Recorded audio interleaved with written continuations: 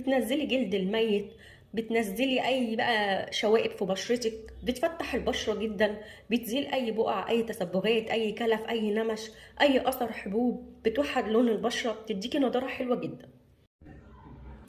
اول حاجه هحتاجها معايا المعلقه من القهوه.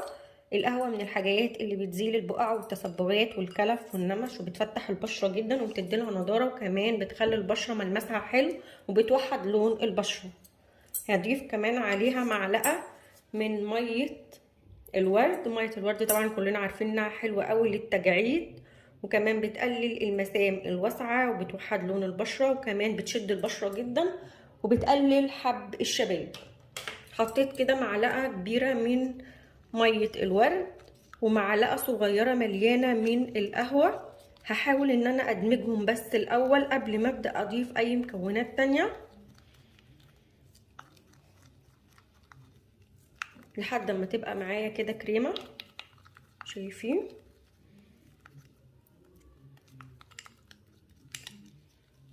بالشكل ده.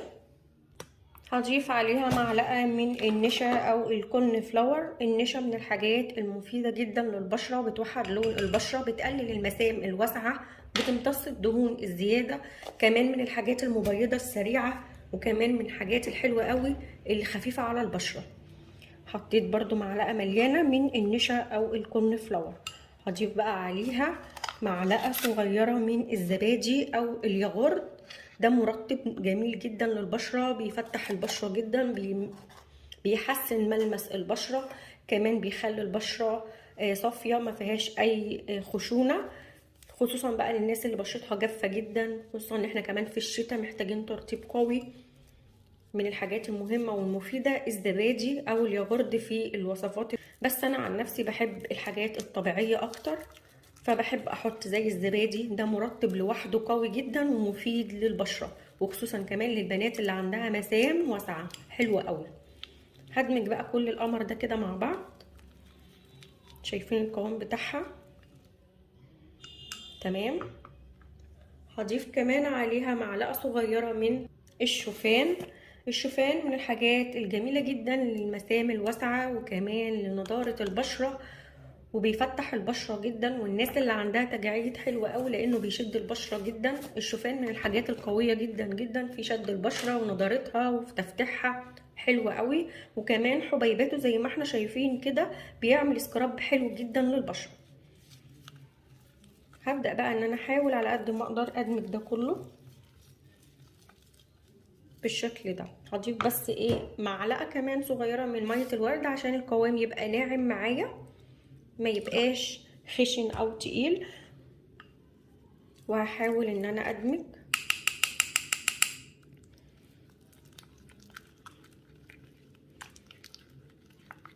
بس بصوا قوامها فك معايا وبقت حلوه ازاي. الوصفه دي من الحاجات الحلوه قوي اللي بتوحد لون البشره، خصوصا للناس اللي عندها اثر حبوب، وكمان بشرتها دايما لون ولون من اثر الطرحه. لو انت بتلبسي دايما طرحه، بتخرجي في الشمس كتير، البشره دايما بتبقى لون ولون. هضيف عليها كمان معلقه صغيره من زيت جوز الهند. ده مرطب قوي جدا، وكمان مفيد جدا جدا للبشره، وخفيف قوي على البشره. انا هاخد حاجه صغيره كده بسيطه بس. الناس اللي ما بتحبش البشره دايما بتلمع او بشرتها جافه، حاولي تحطي مرطبات كتير في الوصفه بتاعتك علشان البشره ما تبقاش جافه وتشد معاكي. انا هنا بحاول ان انا احط برضو زيت جوز الهند، من الحاجات الحلوه قوي اللي بتدي ريحه للوصفه، وكمان ريحه للبشره، وكمان بترطيب قوي جدا، وبصراحه بيدي نضاره حلوه قوي قوي قوي للبشره. هنا قلبت كله. بصوا حلوة قوي. شايفين الحبيبات اللي موجودة في الوصفة؟ لو انتوا مركزين قوي بصوا هتلاقوا في حبيبات صغيرة كده اللي هي الشوفان. بصوا تحفة. بسيبها بقى تنشف على البشرة. اهم حاجة حركات دائرية وانا بعمل الوصفة على بشرتي بالشكل اللي انت شايفاه ده. بفتح المسام، بجري الدورة الدموية، بخلي بشرتي تشرب اكبر كم من الوصفه عشان تديني نتيجه حلوه بالشكل اللي انت شايفاه ده. بعد كده ببدا ان انا اسيبها من ربع ساعه لنص ساعه تنشف خالص، وبعد كده بفركها.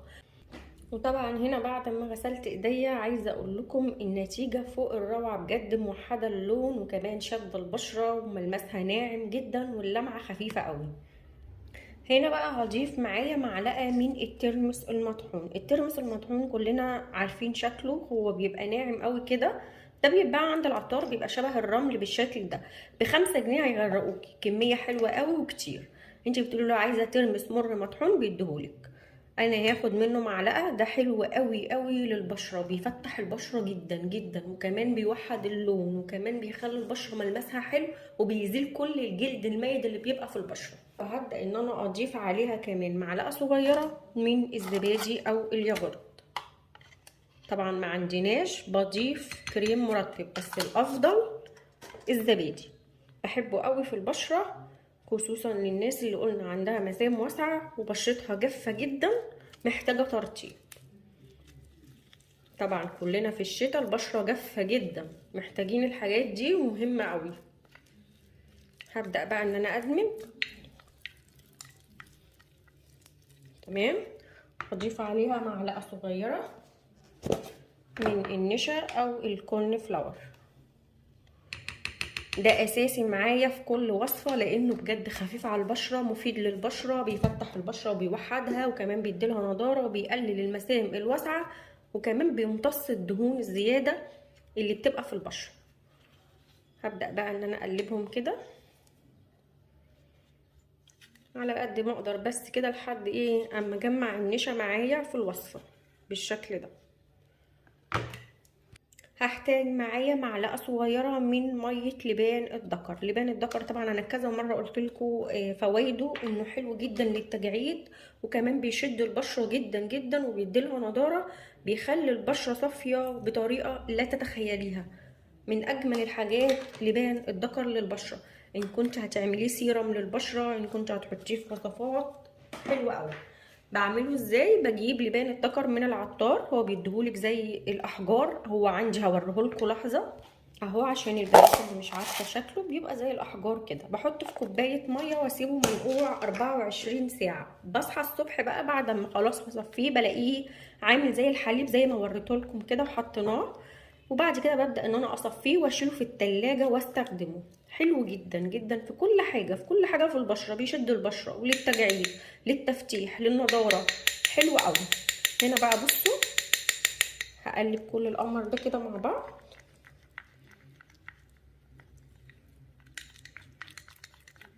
بالشكل القمر ده.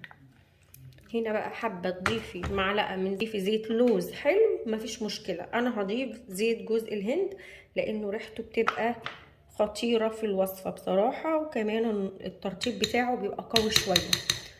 لو انت عندك تجاعيد شديد هتضيفي معلقه من زيت اللوز الحلو، يبقى افضل بكتير من جوز الهند للناس اللي عندها تجاعيد. هدمج.